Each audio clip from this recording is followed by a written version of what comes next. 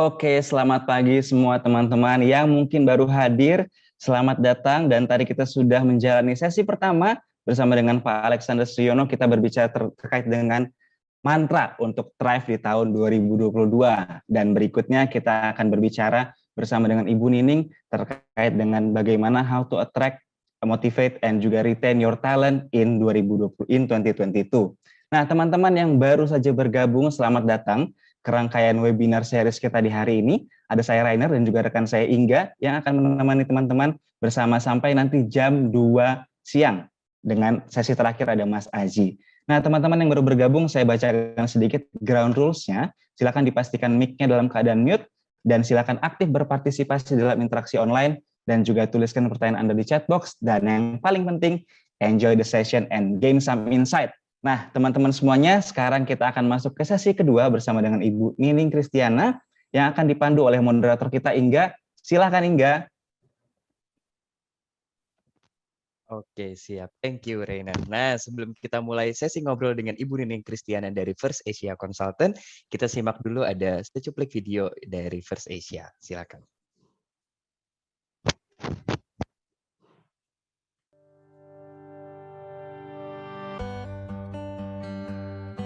First Asia Consultants adalah konsultan SDM yang sudah berdiri selama lebih dari 20 tahun. First Asia Consultants telah melayani lebih dari 850 klien dengan beragam layanan. Layanan psikotes dan asesmen digital kami 100% berbasis online. Bagaimanakah prosedurnya? Lalu, apa saja fitur dan layanannya? Sebelum pelaksanaan, kandidat akan mendapatkan email berisi informasi mengenai tes. Selanjutnya, peserta akan diminta untuk login pada server dengan ID dan password yang telah disediakan. Ada 3 tahapan administrasi beserta dengan tutorial video untuk pengerjaan tes. Rangkaian tes memuat tes intelijensi dan tes kepribadian. Untuk kegiatan assessment center virtual, dilengkapi dengan kegiatan simulasi.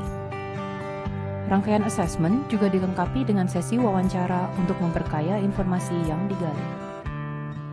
Untuk menjamin pelaksanaan tes, terdapat fitur proctoring di mana kandidat dimonitor secara otomatis melalui webcam selama pengerjaan tes.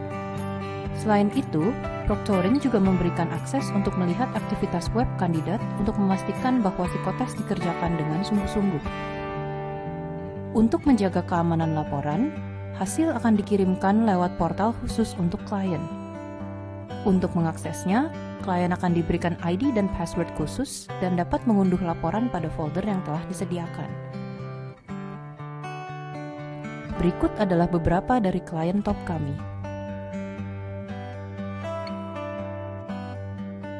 Jika First Asia Friends berminat untuk mencoba free trial, silakan hubungi pihak marketing kami melalui nomor telepon berikut. First Asia Consultants, winning business solution, be ahead. Oke, sebelum kita mulai sesi ngobrol dengan Ibu Nining, saya mau memberikan pendahuluan nih, karena kalau kita bicara soal attract, motivate, dan retain talent di tahun 2022, tentu tantangannya pasti beda lagi dibanding tahun-tahun sebelumnya, bahkan kalau kita bicara sebelum pandemi, gitu. Di situasi tahun lalu, bahkan sampai ke tahun sekarang, mungkin masih terasa yang namanya tantangan ngadepin anggota tim kah di perusahaan masing-masing, itu masih sama ribetnya atau bahkan mungkin lebih ribet, lebih pusing lagi gitu.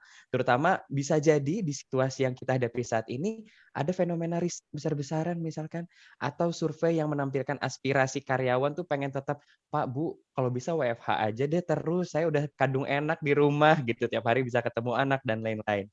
Tapi di sisi lain isu yang terkait dengan motivasi hingga mental health juga muncul karena kondisi ini. Nah, kita akan banyak ngobrol soal gimana sih caranya attract, motivate, dan retain talent kita di tahun 2022 dengan Ibu Nining Kristiana selaku founder dan juga director dari First Asia Consultant.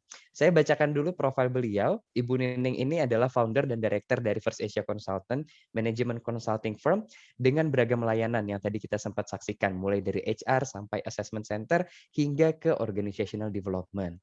Ya, Ibu Nining ini lulus sebagai psikolog dari Universitas Indonesia. Bu Nining juga memang memantapkan minatnya di bidang psikologi industri dan organisasi dengan menggeluti karir di bidang konsultansi seperti ini sebelum akhirnya mendirikan First Asia Consultant dan juga terlibat sebagai Direktur HR di Sahabat Utama Group, holding company dari First Asia. Ya, Bu Nining juga giat menajamkan kepakarannya dengan melanjutkan studi di Magister Manajemen PPM School of Management dan meraih sertifikasi The Workplace Big Five Profile 4.0 dari Center of Applied Cognitive Studies. Ya, di antara sejumlah tema industri organisasi yang jadi kepakarannya Bu Nining, talent development merupakan salah satu misi terbesarnya beliau. Berbekal visi menghadirkan orang yang tepat di tempat yang tepat. Nah, pada 2005 Bu Nining mendirikan mitra kerja utama sebagai sister company dari First Asia yang fokus pada pengelolaan talent mulai dari rekrutmen, personalia hingga manajemen pengelolaan tenaga kerja. Nah, tidak terbatas dalam karir profesional saja, Bu Nining juga aktif menggeluti minatnya di bidang pengembangan SDM dengan aktif berkontribusi di beragam organisasi atau lembaga SDM tingkat nasional. Di antaranya sebagai pembina aktif di Yayasan SDM LIS, kemudian sebagai pengurus Lembaga Sertifikasi Profesi MSDM Indonesia, dan juga sebagai tim penyusun Standar Kompetensi Kerja Nasional Indonesia dan Kualifikasi Kerja Nasional Indonesia bidang manajer sumber daya manusia. Wah, seru ya. Kalau gitu, saya langsung sapa Ibu Nining pagi ini. Halo Bu Nining, apa kabar? Baik, pagi Mas Alhamdulillah Indah. pagi Bu Nining. Hari ini kita langsung ngobrol-ngobrol ya Bu ya. Gimana sih caranya mentransform cara kita untuk attract, motivate, dan retain talent kita di tahun 2022. Ya, monggo Bu Nining, kami Terima persilakan. kasih Mas Indah. Suara saya Sama-sama, cukup Ibu. terdengar Mas Indah? Terdengar jelas Ibu. Oke. Selamat pagi Bapak Ibu, rekan-rekan sekalian. Ini really appreciate di hari Sabtu dan masih semangat untuk mengikuti webinar ini, dan terima kasih untuk Mas Alex Daily Meaning juga ya untuk kolaborasi yang saya rasa sangat menarik karena berbagai perspektif yang akan hadir di hari ini untuk meninjau atau untuk kita bisa thrive in di 2020 yang sangat-sangat menantang. Baik, Mas Inga kita bisa mulai mungkin di halaman berikutnya. Baik, mungkin bisa selanjutnya Mas Inga. Ya, jadi mungkin dalam hari ini perspektif yang bisa saya sampaikan terkait dengan peran saya sebagai business leaders dan juga praktisi human resources. Jadi mungkin agak berbeda dengan Mas Alex tadi. Jadi memang saya lihat beragam sekali topiknya hari ini, dan semoga dalam waktu yang lumayan cukup singkat bisa mendapatkan rekan-rekan sekalian bisa mendapatkan insight dari pertemuan kita di hari ini. Baik, jadi tadi mungkin sudah disampaikan karena saya juga mengikuti dari Mas Alex tadi menyampaikan bahwa kalau kita bisa mereview sedikit gitu ya perjalanan panjang kita dari 2020 kemudian 2021 dan sampai sekarang, jadi kita memang masih berada dalam situasi yang sangat-sangat dinamis dan menantang. Artinya kalau kita bisa review sedikit gitu ya, saya tidak mengatakan ini situasi yang sulit rekan-rekan sekalian, tetapi situasi yang memang kita harus tetap optimis menghadapi saat ini. Dan kalau kita mereview sedikit dari 2020, bagaimana kita semua di-push untuk bisa siap pada saat pandemi datang, kemudian 2021 kita harus survive, dan finally menurut saya manusia memang makhluk-makhluk yang sangat adaptif, jadi bisa menyesuaikan diri, bisa kemudian menggunakan berbagai cara untuk bisa beradaptasi dan bisa bertahan sampai saat ini. Dan alhamdulillah semoga teman-teman rekan-rekan sekalian sehat kondisinya saat ini. Dan saya menyapa beberapa rekan-rekan yang sudah bergabung. Saya gembira sekali karena hari ini kita bisa bersama-sama tetap sehat, walaupun masih ya kita menghadapi pandemik yang kali ini juga semoga tidak terjadi gelombang berikutnya. Tentunya akan menjadi situasi yang challenging. Jadi untuk para business leaders, karena kaitannya kita bicara saat ini adalah mengenai organisasi. Dan juga di 2022 ini setelah kita bertahan, seharusnya kita memang sudah bangkit kembali karena kita sudah menyesuaikan dengan situasi, kemudian secara ekonomi juga kita seharusnya sudah pulih dan kemudian bangkit dan kemudian pulih kembali. Tetapi tentunya tantangan-tantangan yang kita hadapi ini tidak bisa kita abaikan begitu saja. Dan saya meminjam sedikit istilah dari marketing gitu ya, dari Bapak Yusuf Hadi, bahwa kita menghadapi triple disruption. Jadi kaitannya hari ini kita akan bicara mengenai bagaimana kita sebenarnya meng-attract, memotivate, dan kemudian mempertahankan para talent. Karena kita untuk thrive in di 2022 kita tidak mungkin sendiri sebagai leaders, tetapi kita bersama-sama dengan para talent.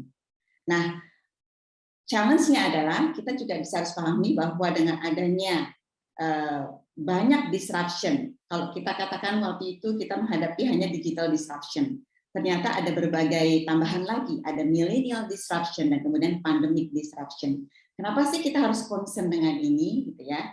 Mungkin ada teman-teman yang bisa memberikan tanggapan, apa sih skill-skills yang terkait dengan atau keterampilan apa sih yang kita harus miliki saat ini untuk kita bisa menghadapi tantangan dari berbagai disruption, terutama digital disruption, millennial disruption, and pandemic disruption.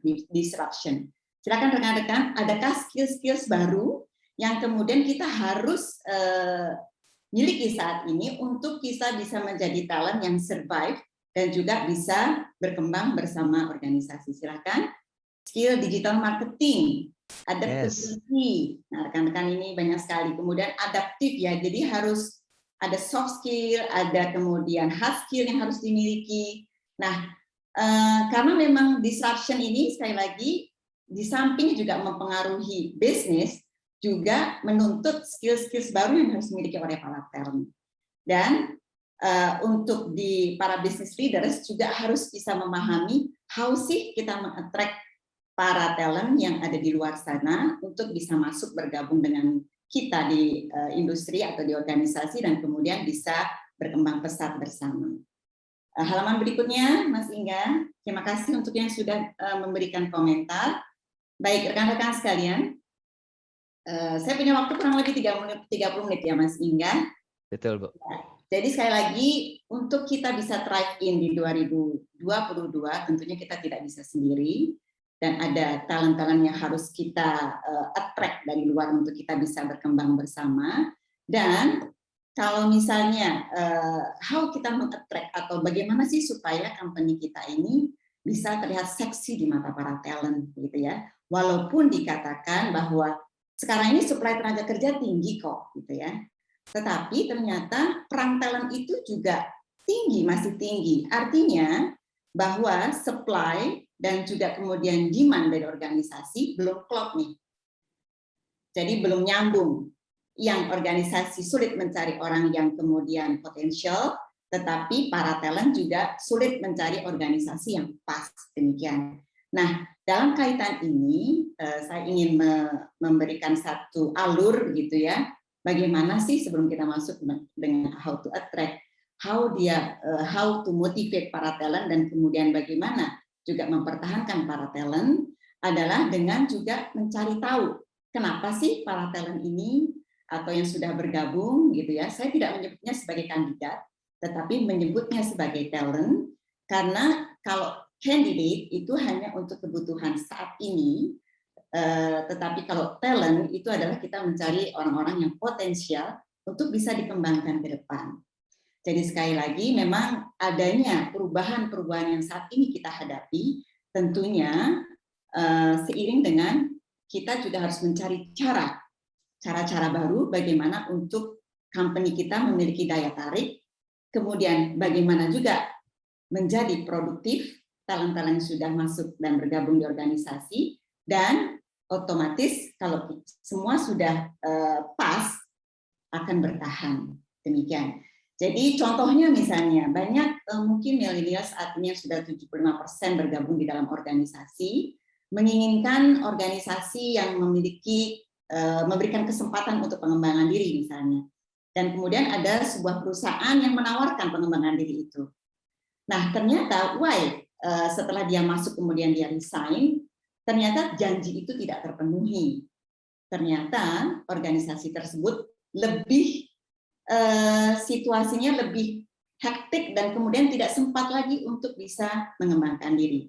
Sehingga dianggap oleh talent yang sudah bergabung di organisasi tersebut menjadi kok janjinya nggak ditepatin ya. Nah inilah yang menjadi challenge utama di organisasi, bagaimana terlihat company kita seksi di mata talent. Sekali lagi di mata talent, jadi bukan kandidatnya, ya.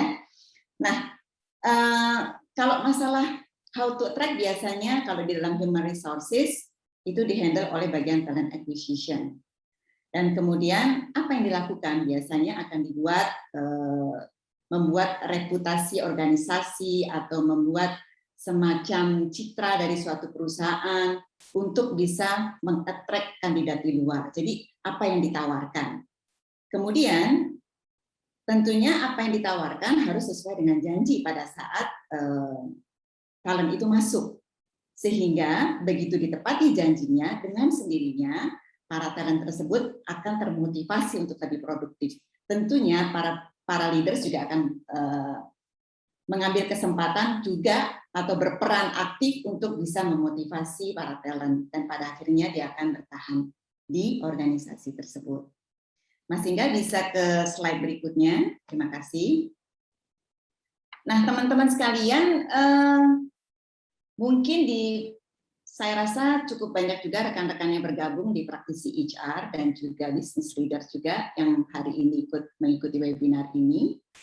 Jadi ini dari berbagai referensi atau berbagai survei, kenapa sih talent-talent ini saat ini resign itu alasannya apa? Dan ini diperlukan untuk kita cari tahu bagaimana kemudian kita bisa memberikan daya tarik organisasi kita dan menjawab apa yang sebenarnya dikhawatirkan oleh para talent. Untuk teman-teman sekalian, di sini sudah ada slide, ada kata-kata burnout, ada kata-kata toxic workplace or culture. Setujukah teman-teman dua alasan ini menjadi reason-nya para talent untuk meninggalkan organisasinya? Silakan teman-teman sekalian. Gitu, kira-kira setuju nggak nih? Ini nggak yang dialami yang ya, tidak Bu Nining setuju? ya? Adakah yang tidak setuju? Burnout dan juga toxic workplace or Oke. culture. Atau adakah faktor lain mungkin rekan-rekan sekalian? Kenapa sih para talent pergi? Somehow yes, setuju Paul, setuju banget Bu. Jadi pada merasakan yang sama Mas Ingga. Yes, betul. Jadi ini adalah sebenarnya survei dari overall why talent resign and why talent juga stay. Nah, biasanya kalau di human resources ini dilakukan oleh divisi human resources untuk exit interview, stay interview. Nah, ini adalah hasil yang kemudian masuk. Berbeda dengan zaman-zaman sebelum, let's say misalnya zaman-zaman saya dulu lah, begitu ya, begitu belum ada banyak disruption, biasanya karena masalah gaji, karena masalah karir dan sebagainya. Nah, ini ada model baru nih. Why resign? Karena burnout. Mungkin tidak hanya para talent, tetapi para leaders pun juga mengalami hal yang sama sebenarnya. Jadi kalau kita sekarang ini menghadapi kerja itu seperti tidak berbatas gitu ya. Mungkin yang hari Sabtu ini masih Zoom, masih kemudian meeting dan sebagainya, saya rasa juga masih tinggi. Jadi terkadang waktu itu tiba-tiba habis gitu. Dan kemudian kita tidak sempat untuk menyehatkan diri sendiri istilahnya gitu ya, secara psikis gitu misalnya. Jadi yang menjadi alasan kebanyakan adalah work-life balance-nya terganggu misalnya semacam itu. Dan kemudian karena load-nya juga tinggi, ya karena berubah terusnya organisasi, menghadapi tantangan-tantangannya juga cukup tinggi, sehingga terkadang pekerjaan itu tidak berhenti-hentinya. Gitu. Dari mulai meeting ke meeting dan seterusnya, walaupun WFH di rumah, tetapi juga tetap menghadapi serangkaian meeting yang tidak selesai sampai malam misalnya, dan itu ternyata lebih melelahkan dibandingkan misalnya, tapi kompensasinya tinggi kok diberikan gitu ya. Ternyata itu bisa value-nya itu bahwa secara kenyamanan psikis itu lebih tinggi dibandingkan yang sifatnya lebih materi demikian ya. Nah ini adalah semacam dari surveinya. Dan kemudian lack of communication. Nah, ini mungkin teman-teman juga mengalami hal yang sama. Betapa sulitnya saat ini kita berkomunikasi dengan para leaders gitu ya. Kalaupun misalnya kita lagi WFO misalnya ya, terus kita lagi cari-cari mau ngomong dengan A atau B dan sebagainya, oh dia lagi WFH misalnya. Jadi ada jeda-jeda berkomunikasi dan itu yang membuat tidak begitu lancar. Nah, yang kedua, ini cukup juga unik menurut saya sebagai praktisi HR dan juga sebagai business leaders di First Asia Consultant saat ini, mungkin juga sama dengan Mas Alex merasakan gitu ya. Ada juga reasons yang mengatakan toxic workplace or culture. Apa ini kira-kira? Cukup lumayan statementnya itu inequity among employees. Gitu. Jadi lebih detail adalah ternyata para talent yang merasa well perform diperlakukan kurang adil. Gitu. Jadi mereka melihat bahwa saat-saat WFH itu bisa menjadi tempat bersembunyi para talentnya atau para employee yang sebenarnya tidak well perform. Setuju nggak teman-teman bahwa WFH itu bisa jadi tempat bersembunyi employee atau teman-teman atau rekan kerja yang sebenarnya jadi tidak perform. Wah, ini mengejutkan kata-kata ada setuju Mbak Insani tadi ya. Kemudian atasannya tidak konsisten. Nah, ini juga ada sebutan abusive managers, abusive leaders. Jadi seakan-akan ada abuse-nya terhadap para talent ini. Nanti kita akan lihat why sih ini terjadi atau kenapa ini mengemuka menjadi alasan talent untuk kemudian dia resign atau meninggalkan organisasinya. Padahal dia masuk sebenarnya cukup senang pada saat dia join begitu ya. Kemudian employees felt unappreciated. Jadi karena menjadi tidak imbang antara effort yang dikeluarkan, antara waktu yang dikeluarkan, antara segitu banyak kompetensi yang sudah disampaikan atau sudah dikeluarkan untuk organisasi, tidak imbang juga dengan kompensasi atau tidak adil juga dengan orang-orang yang sebenarnya dirasakan tidak perform. Jadi itu yang dikatakan sebagai toxic workplace or culture. Nah, ini adalah tentunya para leaders bisa concern dalam hal ini kalau organisasi kita bisa menjadi menarik atau seksi di mata para talent, aspek-aspek yang disampaikan why talent resign and why talent stay ini bisa menjadi satu hal yang menurut saya bisa diramu untuk menjadi hal-hal yang menarik untuk kita menarik para talent di luar ataupun talent yang sudah stay di dalam. Baik, Mas Inga. Atasan baby boomer yang panik, wah ini cukup Mbak Feni Chandra, cukup agak statement yang lumayan ya ini ya, baby boomers ya, memang kita pada dasarnya walaupun 75% saat ini milenial sudah menguasai organisasi, tetapi mungkin para top level, semoga di dalam webinar ini kita beragam ya, ada para leader saya lihat di demografinya, kemudian ada para business owner, ini akan menjadi insight mungkin untuk kita pertimbangkan sebagai leaders, apa saja sih aspek yang menjadi concern para talent saat ini. Jadi situasi sudah sedemikian berubah, mungkin aspek-aspek juga sudah sedemikian berubah. Dikatakan bahwa ada leading predict of turnover itu ada job insecurity and reorganization. Tentu beberapa bisnis yang menurut saya di masa-masa pandemi cukup challenging, seperti retail, kemudian banyak hal-hal yang mungkin tidak berbasis teknologi saat ini masih berusaha untuk survive, sehingga para talent yang berada di dalamnya bisa jadi merasakan adanya kurang stabilnya atau ketidakpastian di dalam bisnis itu sendiri yang menyebabkan menjadi insecure demikian. Dan juga beberapa organisasi yang saya tahu sebagai konsultan HR dan juga sebagai praktisi HR juga akhirnya menetapkan karena pertimbangan dari ketidakkekuatan organisasi sehingga menjadikan kompensasinya kemudian dipotong sekian persen misalnya, dan itu membuat para talent mungkin menjadi insecure juga. Tetapi itu sekali lagi adalah bagian dari dinamika bisnis saat ini, dan semoga kita bisa survive selanjutnya dan kemudian bisa kembali menjadi normal. high levels of innovation. Nah, ini menarik sekali. High level of innovation juga menjadi salah satu yang reason orang menjadi pergi. Why? Karena ternyata innovation yang tidak di-plan dengan baik, jadi kayak semacam dinamikanya begitu tinggi. Hari ini berubah, besok akan berubah lagi, produk akan berubah lagi, dan seterusnya, dan seterusnya. Ini menjadi kelelahannya organisasi. Demikian ya. Dan kemudian satu hal juga yang menjadi concern para talent adalah poor response to COVID-19.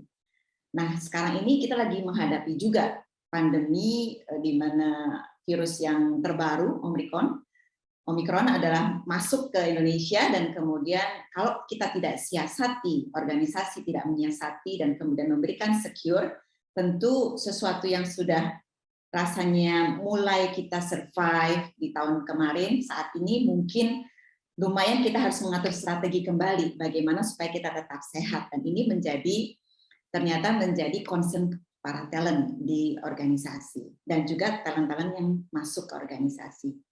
Ini yang menurut saya cukup menjadi sesuatu yang berbeda dengan reason talent-talent yang sebelumnya. Jadi masalah tentang mental health, kemudian kesulitan untuk self-care, jadi merasa kehidupannya tidak balance, dan lack of communication and information. Jadi ada dua, berkomunikasi lumayan agak sulit saat ini, dan informasi juga tidak menyebar secara merata. Jadi mengakibatkan para talent yang stay maupun yang di luar juga merasa bahwa kira-kira akan menjadi sangat lelah nggak ya bekerja di dalam organisasi itu bila segala sesuatunya belum terjamin begitu ya, terutama dari sisi mental health. Oke, Mas Inga, slide berikutnya. Baik, tadi sudah dikatakan bahwa salah satu yang menjadi reason para talent pergi adalah abusive managers during the pandemic. Saya pribadi sebagai leaders mungkin juga bisa merasakan, mungkin bisa dikatakan bukan saya defensif ya, tetapi leader saat ini juga merasakan kepanikan yang sama menurut saya juga. Bagaimana sih caranya? Karena situasi yang sangat-sangat tidak biasa. Sehingga dan pola kerja yang hybrid working, misalnya ada yang di kantor, ada yang di rumah, kemudian kita harus cepat mengejar bisnis, harus cepat juga untuk bisa survive, karena juga demi organisasi atau demi perusahaan, kadang-kadang bisa jadi yang well perform itu yang dicari-cari oleh atasan gitu ya. Oh, panggil si A aja deh, dia lebih cepat misalnya berespon. Oh, panggil si A aja deh, dia bisa selesainya lebih tanggap dibandingkan yang lain, sehingga terkadang seperti abuse gitu. Setuju nggak teman-teman sekalian?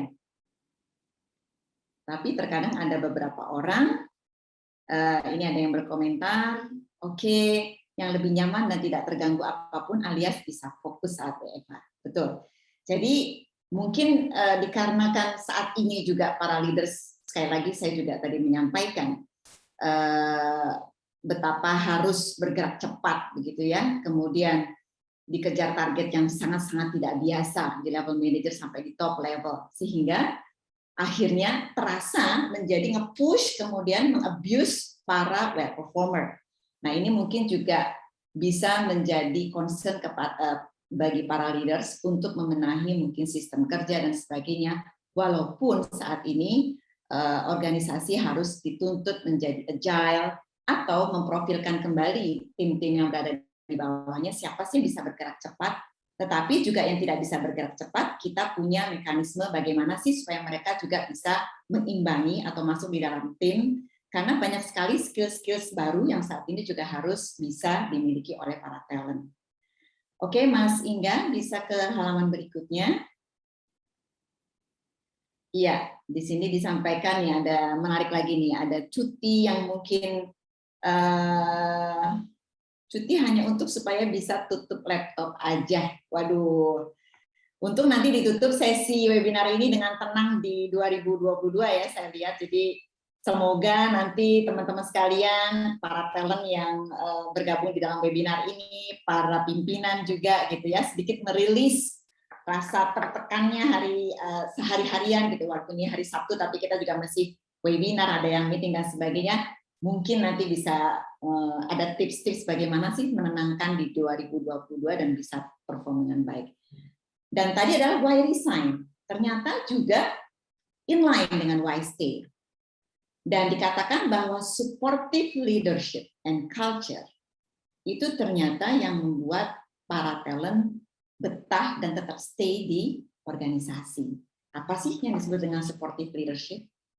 Ternyata pimpinan-pimpinan yang kelihatan care, not kelihatan ya, tentunya care dengan tulus, friendly gitu ya. Kemudian apalagi di situasi yang stressful, organisasi juga lagi berat-beratnya misalnya.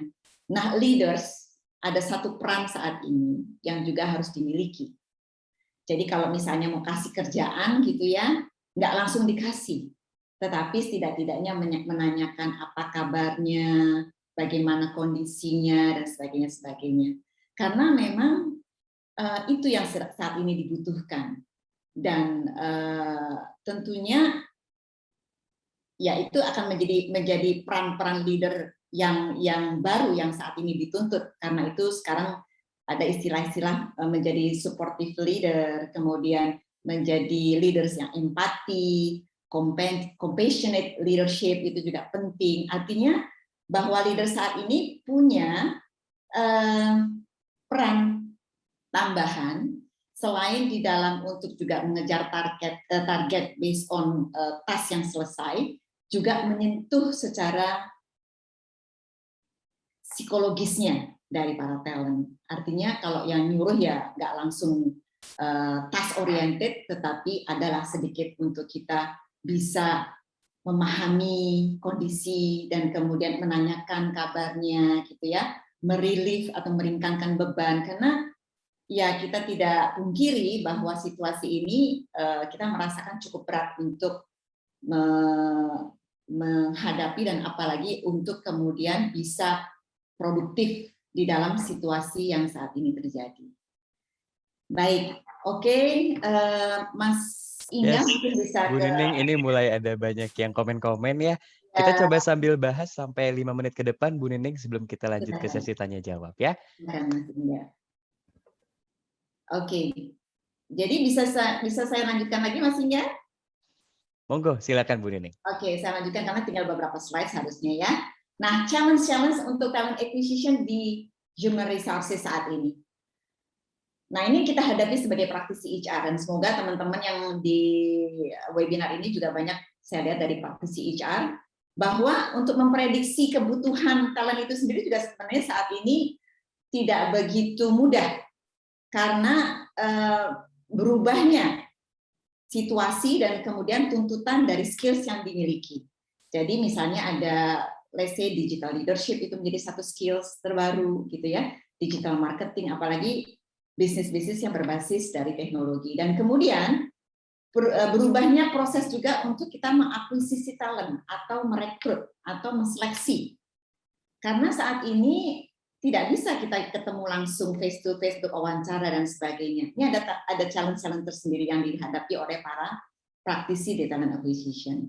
Dan kemudian ditambah lagi di dalam menseleksi para talent yang saat ini juga dilakukan secara digital, tentunya challenge yang terbaru adalah apakah talent yang diambil ini juga berkualitas sama pada saat belum adanya tools yang bersifat digital. Demikian. Jadi ini adalah challenge dari sisi praktisi HR di bidang talent acquisition. Mungkin bisa berikutnya, Mas Inga. Nah, kalau di dalam motivasi juga ada challenge yang dihadapi. Ada yang disebut sebagai disrupted communication. Jadi artinya dengan WFO, WFA, kemudian hybrid working saat ini, kita kadang-kadang sulit untuk bisa smooth di dalam berkomunikasi dengan para talent. Atau let's say misalnya melakukan coaching gitu ya, coaching, counseling, tetapi melewati virtual. Nah, ini tantangan tersendiri karena kita tidak bisa menangkap seluruh chemistry yang ada, walaupun itu bukan menjadi satu excuse ya, tetapi ini sedikit banyak memang menjadi tantangan tersendiri dari para leaders mungkin ya, atau para user untuk menghadapi atau memberikan motivasi untuk bisa lebih produktif dan kemudian bisa memberikan sesuatu yang memenuhi kebutuhan para talent dan kemudian bisa stay pada akhirnya. Baik Mas Ingga, saya masih punya waktu berapa menit Mas Ingga? Ada waktu 2 menit lagi Bu Nining, 2 sebelum menit kita ya, masuk oke. tanya jawab. Ya. Baik, jadi bagaimana saya jadikan satu konsep mengenai how to attract, how to motivate, and how to retain. Pada dasarnya ini saya gabung saja tips-tipsnya dari sisi organisasi, bagaimana organisasi menjadi terpilih di mata talent adalah kita harus bisa melihat the best talent yang ada di dalam, kemudian apa yang menjadi modal organisasi untuk bisa mengattract, misalnya memberikan value yang clear, memberikan jaminan bahwa kita secara organisasi memberikan kenyamanan, kemudian juga reputasi employer juga diperbaiki bahwa mereka concern kepada psychological safety and well-being, kemudian connectivity itu juga menjadi satu fokus utama bahwa harus bisa komunikasi tidak terputus, dan kemudian seluruh channel untuk kita bisa attract talent itu juga perlu diaktifkan kembali. Next slide Mas Ingga, terima kasih. Ini cuma salah satu ilustrasi, mungkin nanti teman-teman bisa di-share materinya ya Mas Ingga, bahwa saya senang dengan satu konsep situational leadership model, bahwa sebagai leader kita harus juga melihat satu situasi, memapping talent kita, apakah memang menuntut untuk diberikan arahan rinci atau sebenarnya sudah bisa dilepas. Nah ini sedikit ilustrasi saja saya berikan bagaimana awal-awal orang berkarir atau dimutasikan atau dipromosikan dan sebagainya masuk di dalam pekerjaannya perlu directing yang cukup detail, dan selanjutnya semakin ada dua aspek, ada kemauan, ada kemampuan. Kalau misalnya kemampuannya atau kemauannya lebih tinggi dibandingkan kemampuannya misalnya, nah ini mungkin perlu dilatih atau diberikan direction yang lebih detail mengenai pekerjaannya. Tetapi kalau dua-duanya sudah dimiliki dengan baik, antara kemampuan dan kemampuan orang tersebut, berarti sebenarnya kita tinggal mendelegate dengan memberikan support yang tetap tidak terlalu detail lagi dari atasan. Baik Mas Ingga, next slide. Yang saya sampaikan di sini memang jauh berbeda antara dulu dan sekarang, yang tadi sudah kita bahas mungkin sedikit-sedikit ya, rekan-rekan sekalian, bahwa saat ini dulu mungkin employee hanya dilihat dari dia skopnya di pekerjaan saja. Tetapi saat ini employee dilihat sebagai individu, jadi memanusiakan manusia, istilahnya begitu. Lebih ke human centered design, empower, collaborate. Seperti saat ini First Asia dengan Daily Meaning gitu ya, co-create gitu, collaborate dan sebagainya. Itu menjadi hal-hal yang tren di istilah-istilah yang tren di saat ini. Kemudian agile tapi jangan sampai menjadi hectic. Jadi agile yang juga direncanakan. Kemudian trust, nah ini penting sekali. Pemimpin harus memiliki trust saat ini, karena tidak mungkin lagi monitoring proses mereka bekerja detail sekali. Dan well-being itu menjadi isu utama. Inilah aspek-aspek yang bisa diramu untuk kemudian how to attract para talent di luar dan memotivasinya, cara-caranya juga lebih ke memanusiakan manusia dan kemudian bagaimana para talent tersebut finally akan bertahan di organisasi. Kita akan sampai di slide terakhir ya Mas Ingga? Yes Bu. Baik, jadi mungkin kalau bisa kami kasih tips dari First Asia Consultants, dan kebetulan adalah tipsnya adalah FAC. Nah, how to attract, to motivate, and to retain para talent adalah finding our best to attract the best. Our best dari sisi company, dari sisi individu, kita harus menemukan apa yang kita cari dari para talent, and how to attract the best-nya dengan channel-channel yang ada dan marketnya berada di mana para talent tersebut. Kemudian appreciating employee as a whole individual, not as an employee, tetapi the whole individual to reach productivity. Jadi sentuh dia secara individu. sentuh dia untuk di dalam kehidupan keseluruhan, bukan hanya di lingkungan kerjanya saja. And creating comfortable workplace itu penting sekali saat ini supaya ya secure bahwa kerja di dalam perusahaan tersebut bisa menjadi sehat fisik dan psikis. Demikian Mas Ingga, mungkin rekan-rekan sekalian. Terima Yes, kasih banyak, dan kita mungkin bisa lebih diskusi ya nantinya ya Mas Ingga. betul. Oke, siap. Thank you, terima kasih banyak Bu Nining, sharingnya menarik sekali ya. Kalau bicara soal attract, motivate, dan retain, soal talent di 2022 kayak gimana.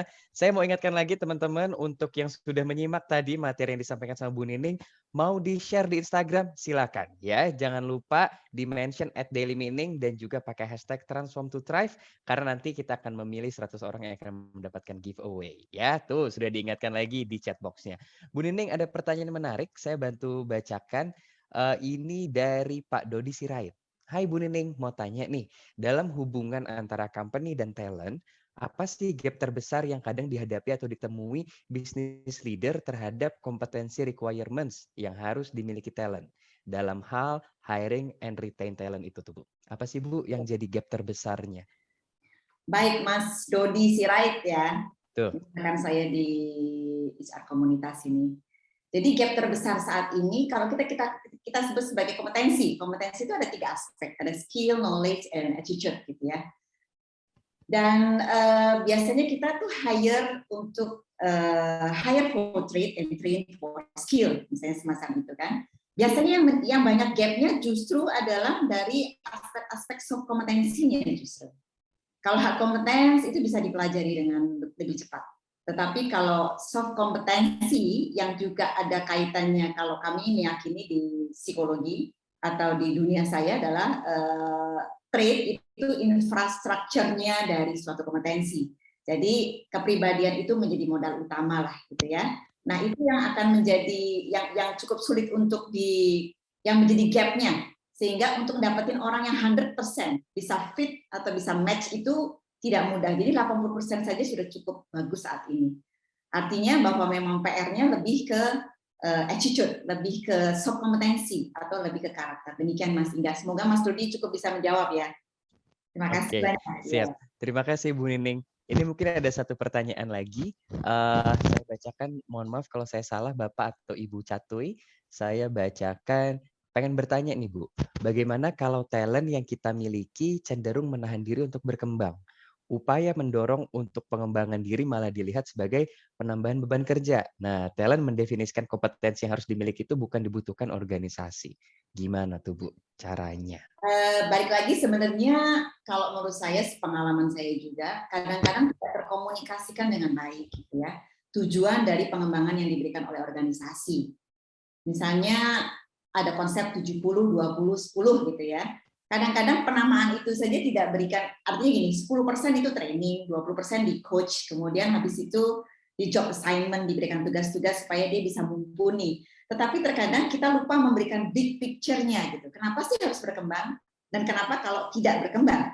Itu kadang-kadang tidak disampaikan secara smooth. Nah, itu adalah challenge untuk para leaders untuk bisa menyampaikan untuk akhirnya dia termotivasi. Karena secara otomatis biasanya orang kalau udah tahu tujuannya lebih baik untuk dia dan kemudian bisa dicapai, dia akan termotivasi biasanya. Demikian Mas Ingga ya. Oke, siap. Bu Nining, pertanyaan dari teman-teman banyak sekali, cuma sayangnya terkait dengan waktu, jadi tidak semua bisa kita bacakan, tapi menarik karena menurut saya teman-teman bisa share juga pertanyaannya. Kalau mau kontak Bu Nining mungkin bisa lewat Instagramnya First Asia Consultants ya Bu ya? Baik, Di bisa. @firstasia-consultants. Kami terbuka sekali nanti kalau ada pertanyaan-pertanyaan lanjutan Mas Ingga yang mungkin pasti tidak terjawab di waktu yang cukup singkat ini. Iya. Silakan bisa ke First Asia lewat IG, kemudian nanti bisa dari ini ke kami juga bisa gitu ya. Betul. Terima kasih sebelumnya teman rekan-rekan sekalian, dan terima kasih sekali lagi, dan semoga seluruh rekan-rekan sekalian Bapak dan Ibu sehat-sehat selalu untuk bisa mencapai goal di 2022 ini, dan semoga semua tercapai. Terima kasih. Amin, siap. Thank you, terima kasih Bu Nining. Sedikit merecap tadi pembicaraan dengan Bu Nining. Jadi Bapak dan Ibu, teman-teman semua, kita di 2022 ini menghadapi triple disruption ya. Tadi ada digital disruption, millennial disruption, dan juga pandemic disruption. Kemudian gimana nih caranya strategi untuk attract, motivate, dan retain? Pertama kita juga perlu tahu kenapa anggota tim kita memilih untuk resign atau bahkan memilih untuk stay. Nah, di situ yang akhirnya kita bisa tarik kesimpulan bahwa di situasi attract, motivate, retain ini tipsnya ada 3 tuh yang tadi sempat disampaikan sama Bu Nining. Ada FAC, finding our best to attract the best. Jadi kita juga perlu tahu yang bagusnya dari kita apa, itu yang kita tonjolkan. Kemudian appreciating employee as a whole individual to reach productivity. Jangan lupa bahwa kita juga hidup bekerja bersama mereka sebagai manusia juga ya. Jadi jangan sampai lupa untuk dikasih apresiasi. Dan yang terakhir, creating comfortable workplace and culture for all's well-being. Ya, mengutip tadi yang sempat disampaikan sama Ibu Herlina, pekerjaan banyak, tapi kalau leadernya asik, ya asik, katanya gitu ya. Siap, thank you, terima kasih banyak Bu Nining dan teman-teman. Terima kasih banyak. Iya, nggak lupa kita mau foto bareng juga sama Bu Nining dan teman-teman semua ya. Jadi sekarang monggo dibuka kameranya, kita akan foto sama-sama. Oke. Good, siap-siap semua. Wah, saya mau sapa-sapa lagi. Ada Ibu Febri, Mbak Seli, Ibu Rosita, apa kabar? Mas Rangga Dika, kemudian Ibu Vita, halo. Saya foto ya. 3, 2, 1. Oke, nanti dari tim Daily Meaning juga akan membantu fotonya lebih lanjut ya. Oke, kalau begitu. Terima kasih banyak teman-teman.